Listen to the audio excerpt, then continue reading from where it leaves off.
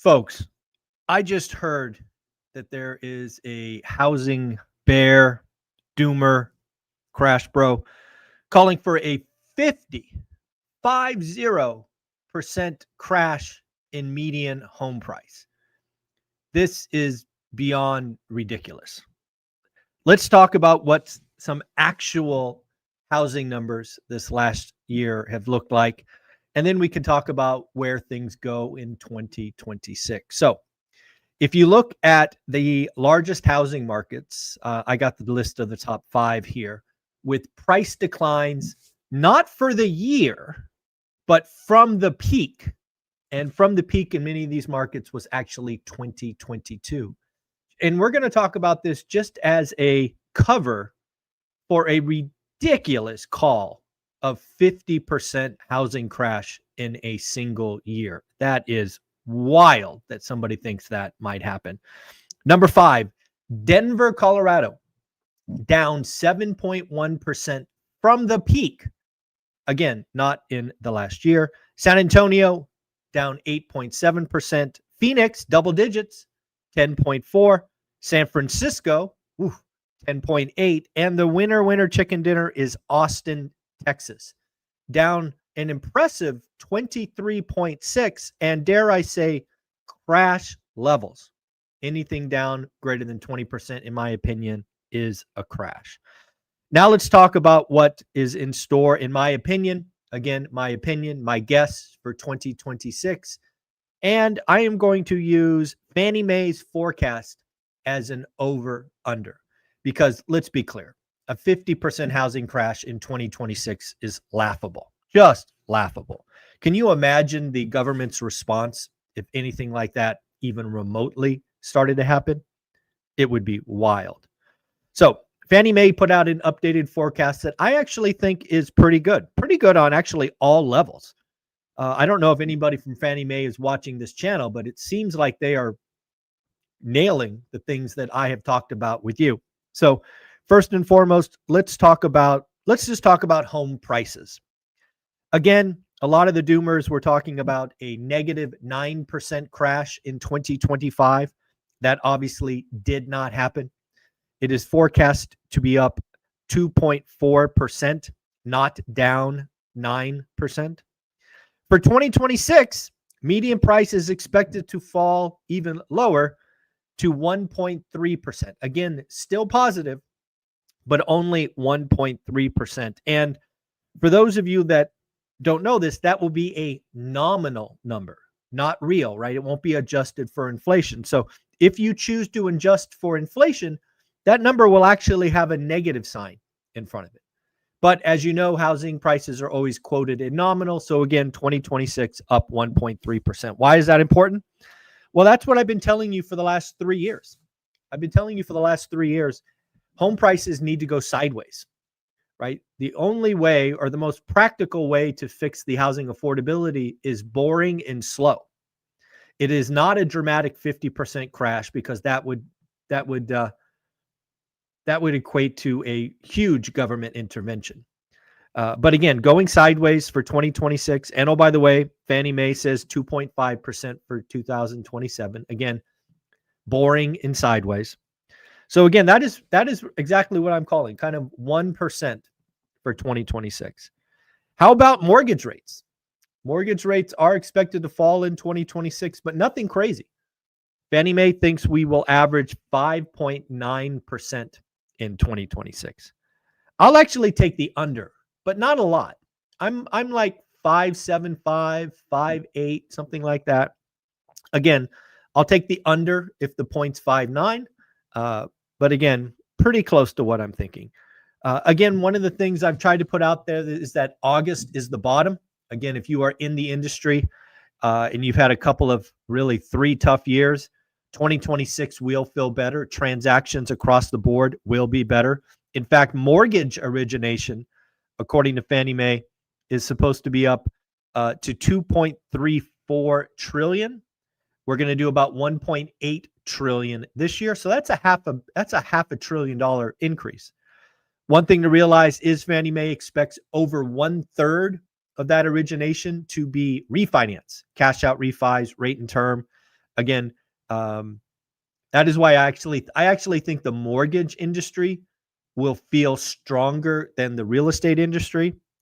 On the home sales or transaction front, again, where we had the crash, they are expected to do 5 million total units. Again, total units, that is new homes and existing home sales. Fannie Mae now thinks that 2025 will be slightly below 2024. And if you don't recall, 2024 was the lowest year since 1995. So again, according to Fannie Mae, 2025 will be slightly less at 4.057 million. But what about 2026? They expect existing and new home sales to be 5 million plus, and that will be up 7.3%. If you guys recall, I shared with you a number that National Association of Realtors called last week. I believe it was up 14, and I said that's aggressive, very unlikely. I thought the number would be more like 7 or 8%. And again, Fannie Mae and I are in sync. So again, those are the calls for 2026. I think Fannie Mae is right on, maybe a little high on interest rates. I like their call of home prices and transactions, kind of where I was before I read their study. So very, very interesting.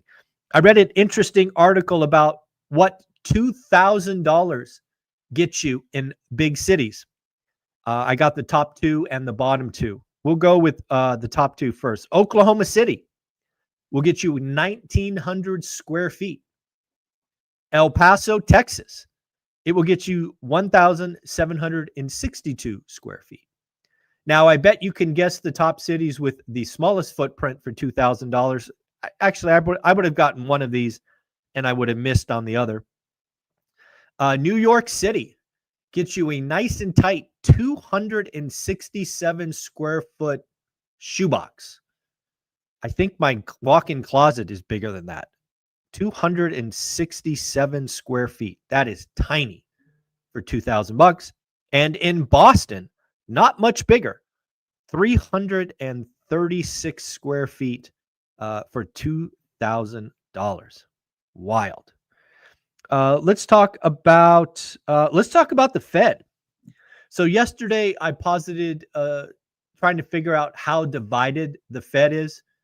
So I went out and tried to do my own tick and tie based on Twitter, based on where I think the Fed is. And this is what I came up with.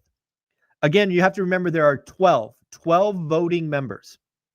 And near as I can tell, the people that are up for a cut, Fed President Moran, Waller, Bowman, Williams, and Cook. I think it's fair to say that 5 of them are in the camp of cut, although you have to realize that Cook could be an oddball. If you don't know Lisa Cook, she is the one that I guess President Trump is trying to remove for mortgage fraud or cause, something like that. So maybe Cook could give a big middle finger. But at this point, I'm going to assume she does her job and she kind of votes with what her feelings are. So we have 5 people ready to cut. Now, who's in the no cut camp? We have Barr, Musselman, Schmid, Goolsby, and Collins. And I think these 5 no cuts are pretty firm. I don't think you're going to get these 5 folks to move. So that leaves 2 people, Jerome Powell and Jefferson. I do not know where those 2 sit. I don't think Powell has really been out for the last couple of weeks. I don't think he's had a big speech in 3 weeks or so. And then we have Jefferson, which I couldn't really get a feel for where he is at. So we could be 6-6. We could be 7-5 either way. And I did some research. We apparently had a Fed meeting in 1983, all the way back in 1983, that was a 7-5 vote. If you've been following the Fed for the last, 2 decades, you could definitely see since Greenspan, the Fed president tried to get unanimous votes, and it was an oddity to have 1 dissent. I think we're going to have 5 dissents at least in December. Now, again, of course, I am proposing, wishing, praying that they decide to do the smart thing and delay. I think moving forward with the meeting on the 9th and 10th could be one of the stupidest things I've ever seen. I think we need to move it a week because we need to make the decision about jobs. And we're not going to get the October and November jobs date until the 16th. So why the heck are you meeting on the 9th? Don't get me started. I think it is crazy. I think it is I actually think it's malpractice not to delay the Fed meeting until after the jobs data. But heck, that is just me. Again, that is just my guess on the Fed votes based on Twitter or X. Again, I think we could have a 7-5 vote or even a tie, 6-6. And I do believe a tie means no cut. I believe a tie will mean no cut and delayed to the next meeting. So we shall see. I do want to let you know that we had that excellent session with Jason Pritchard yesterday in our school community, talking how to build lists. He actually walked you through 3 different lists that you could use. And that video is already posted in school. So if you missed it, it's there. Jason did say he's going to give us some scripts. I'm hoping to get those today, and I will post them as well. Let's congratulate Eric for joining. Eric, thank you for joining school. Make sure you introduce yourself, folks. Again, if you are on this wealth building journey, it is time to get started. Join now. The link is on the screen there, school/ORaaT. Get in the room. 506 wealth builders, 9 different accountability groups, active forums. We have teams or groups meeting in different locations all the time now. So again, do yourself a favor and join. I did check out Trueflation. Trueflation is a little up. It's at 2.41%. It was below 2% for a long time. I did check that. Looks like food and electricity are the main things. Why is that important? That's something the Fed can't touch. The Fed's not going to, really impact food and electricity. So it'll be interesting to see where this goes. The Fed watch tool is back to 70%. Wild, right? Wasn't it just 40% like 3 days ago? So again, looks like the odds of a December cut are increasing. Scott Bessent making the rounds this weekend saying no recession 2026. Thinks they've set the table for a very strong non-inflationary growth economy. So again, interesting. Let's talk about some Fed speak and we will wrap this up. I got several different pieces.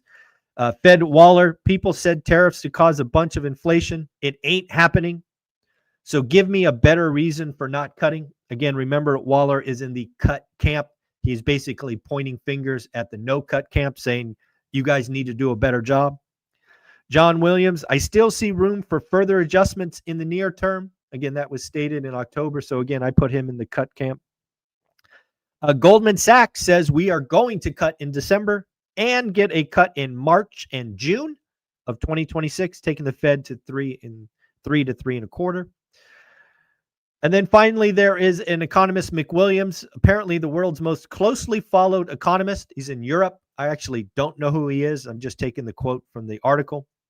He thinks the AI trade is undoubtedly going to crash. Key investments driving a boom are rapidly perishable. He says that AI chips equal digital lettuce and perish quickly, which I thought was an interesting analogy because you can just imagine lettuce wilting as it's moving through the supply chain. So again, very interesting stuff, folks. I hope you have an amazing day. Don't forget, I know you are a wealth builder, but you need to join school. I don't know what your excuse is, but you need to join school. Steadily is Landlord Insurance. Make sure you get a quote, see if they can help you. And I want to do a special today. If you buy a ticket to our event in Las Vegas today, I will send you an autographed book. What do I have? I have 7. And if I have to buy more, I'll buy more. But again, if you go to Eventbrite, 1 rental at a time, get your tickets today. I will send you an autographed book. Once you buy tickets, I'll email you, ask you for an address. Again, send you a book. Now's the time to get the tickets. We're under 100. Vegas is on sale. All right, so get your hotels and flights. Make it as cheap as possible. And as a little cherry on top to buy books today, there will be a link once this video posts. Buy your tickets on Eventbrite, and I will mail you an autographed book. All right, folks. Take care of yourself. Have an amazing day. Later.